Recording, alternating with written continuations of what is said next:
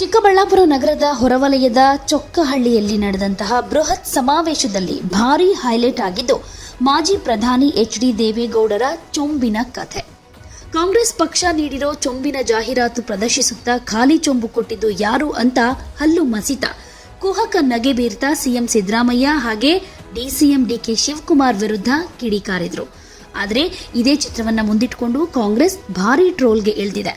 ಇದ್ರ ಬಗ್ಗೆ ಸಿಎಂ ಸಿದ್ದರಾಮಯ್ಯ ಕೂಡ ಫೇಸ್ಬುಕ್ ಪೋಸ್ಟ್ ಹಾಕಿದ್ದು, ಕಲಾವಿದನಿಗೆ ಕಲೆ ತೋರಿಸಿದ ದೇವೇಗೌಡರು ಅಂತ ಕಾಲೆಳೆದಿದ್ದಾರೆ. ಕರ್ನಾಟಕಕ್ಕೆ ಮೋದಿ ಕೊಟ್ಟಿದ್ದೇನು ಅನ್ನೋದನ್ನ ದೇವೇಗೌಡರು ಬಹಿರಂಗ ವೇದಿಕೆಯಲ್ಲೇ ಎತ್ತಿ ತೋರಿಸಿದ್ದಾರೆ ಅಂತ ರಾಜ್ಯ ಕಾಂಗ್ರೆಸ್ನ ಅಧಿಕೃತ ಖಾತೆಯಲ್ಲೂ ಪೋಸ್ಟ್ ಮಾಡಲಾಗಿದೆ. ಈ ರಾಜ್ಯದ ಮುಖ್ಯಮಂತ್ರಿ ಚೊಂಬು ಕೊಟ್ಟಿದ್ದಾರೆ. ಈ ಚೊಂಬನ್ನ ಯಾರು ಕೊಟ್ಟವರು? 10 ವರ್ಷ 2004ರಿಂದ 2014 ತನಕ ಮನಮೋಹನ್ ಸಿಂಗ್ ಈ ದೇಶವನ್ನ ಆಳಿದ್ರು. ಸೋನಿಯಾ ಗಾಂಧಿ ಅವರು ಯುಪಿಎ ಚೇರ್ಮನ್ ಆಗಿದ್ರು. ಆಗ ಕೋಲ್ಗೇಟ್, ರೈಲ್ಗೇಟ್, ಕಾಮನ್ವೆಲ್ತ್ ಹಗರಣ ಎಷ್ಟು ಭ್ರಷ್ಟಾಚಾರ ಮಾಡಿದ್ರು. ಈ ರಾಷ್ಟ್ರದ ಸಂಪತ್ತನ್ನ ಸೂರೆ ಮಾಡಿ ಚೊಂಬು ಬರಿದಾಗಿತ್ತು. ಬರೀ ಚೊಂಬನ್ನ ಯಾರ ಕೈಗೆ ಕೊಟ್ರು ಈ ಕಾಂಗ್ರೆಸ್ ನಾಯಕರು ಅಂತ ಆಕ್ರೋಶ ವ್ಯಕ್ತಪಡಿಸಿದ್ರು. ಇದೇ ವಿಚಾರವನ್ನ ಇಟ್ಕೊಂಡು ಈಗ ಕಾಂಗ್ರೆಸ್ ಆ ಒಂದು ಫೋಟೋವನ್ನ ಎಲ್ಲಾ ಕಡೆ ವೈರಲ್ ಮಾಡ್ತಾ ಇದೆ.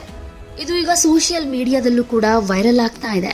ಜೊತೆಗೆ ತುಂಬಾ ಮಂದಿ ಇದನ್ನ ಸ್ಟೇಟಸ್ ಕೂಡ ಹಾಕೊಂಡಿದ್ದಾರೆ. ಸೊ ವೈರಲ್ ಆಗ್ತಾ ಇದೆ. ಇದಕ್ಕೆ ಬಿಜೆಪಿ ನಾಯಕರ ಪ್ರತಿಕ್ರಿಯೆ ಹೇಗಿರಬಹುದು? ಕಾದು ನೋಡೋಣ.